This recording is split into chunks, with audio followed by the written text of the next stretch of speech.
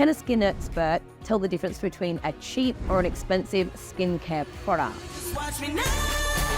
Just watch me. Just watch me.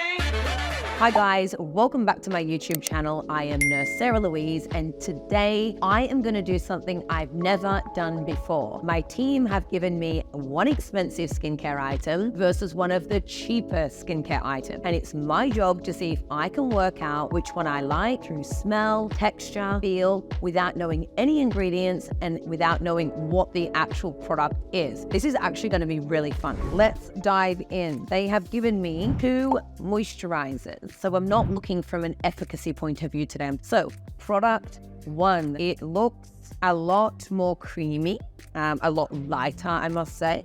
It has 0 smell, which is good. Oh, it's nice. I like this one. It's really lightweight. For someone oily like me, I would be really favorable to the feel. It's got a bit of grease residue. I don't know. No, I do like that one. It's not tacky at all. Let's see if this one can beat it. This is the thicker version, I would say. It looks a lot more pluggy. Oh, it's quite zinky feeling. It smells like it has got a really strong fragrance, like baby powder. Hang on, I'm just gonna rub this in. I'll be back.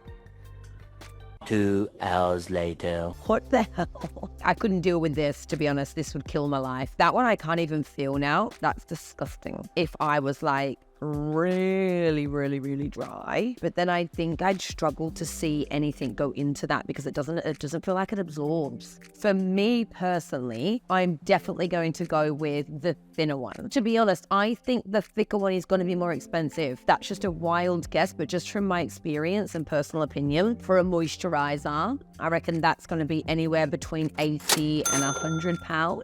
This one is probably going to be between maybe 20 to £50, I think.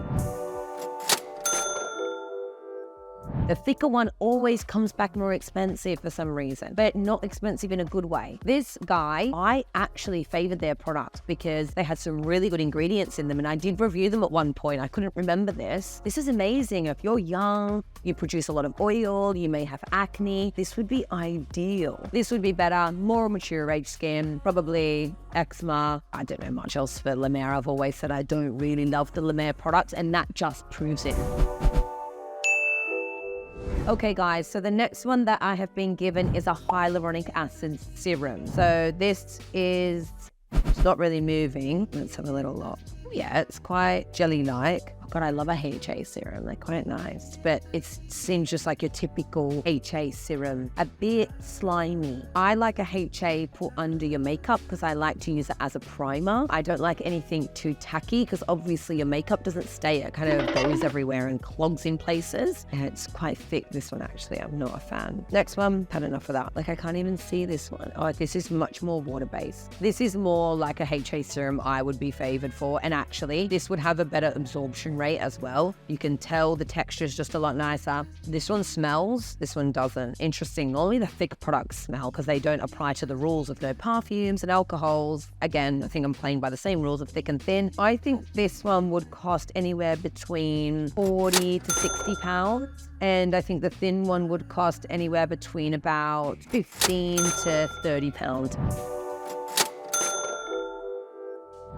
Oh, this is alarming. I did say her HA is expensive. I felt like it was the nicest product she had, yet in comparison to another HA, it's not that great. And this, that's blown my mind. So this, guys, if you want to try out a HA, I would definitely look at the Eccles for that. For £5.50, you can't go wrong.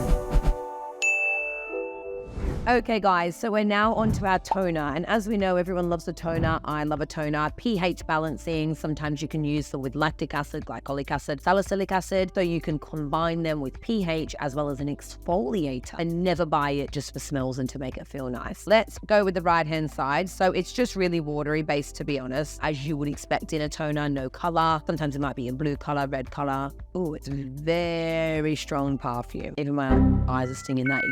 So strong. Wow, it feels nice, to be honest. I like this toner. The smell coming from this toner may be because it's bound with an acid, lactic acid or glycolic acid. So salicylic doesn't usually smell like this, which is a good. This is a winner. Let's go on to the next one. Really similar texture. This one has no smell. I can just smell my fake tan. The only thing I worry about with this toner is that would it have an active ingredient in it? It would lead me to believe it'd be a very mild acid. So I know that salicylic, you can get away with a little bit of a softer smell. I would actually go in terms of feel and texture and smell, the left-hand side. I'd go for the one that doesn't smell. It actually feels like it soaks in a little bit better as well. I think this one will sell anywhere between, again, 25 maybe to 50 pounds. And then I think this one is going to be maybe a little bit more expensive or cheaper. I don't know, I'm stuck. This one's more expensive. And I think this one's going to be around 30 pounds to 50 pounds. The verdict is in. I am right again. It is the cheaper one that I actually liked.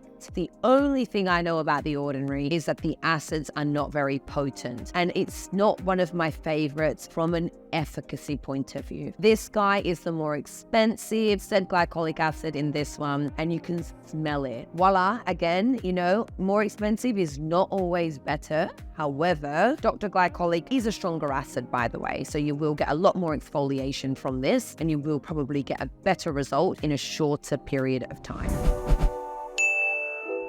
This is now the cleanser, and this has got salicylic acid in it specifically. We've got a more cloudy one and a clearer one. Now, if I am correct, a salicylic acid cleanser usually to me would be a little bit more cloudy, and generally it meaning that the actual solution is a little stronger, getting a better outcome. So let's go straight for the cloudy one. So anything salicylic acid based, it is going to foam up slightly, but it's not like a typical foaming cleanser, by the way. So this is actually quite nice. I like this one. It's got a little bit of a smell to it. Cleansers tend to have a little bit of a smell to them as well. In their formulations, they try and make them with a few fruit extract or some nice ingredients in them. They tend to make them quite cosmetically feeling and quite cosmetically smelling. So going on to the clear one. Oh yeah, I love a gel. Oh, and look, we get the lather. This is like completely not tacky, so that's good. Kind of wanting to know how much salicylic is in both of them. Both of these I think will be quite mild, if I'm honest. I don't think these have got too much going on in them. There is no smell. I'd be more tended to use this one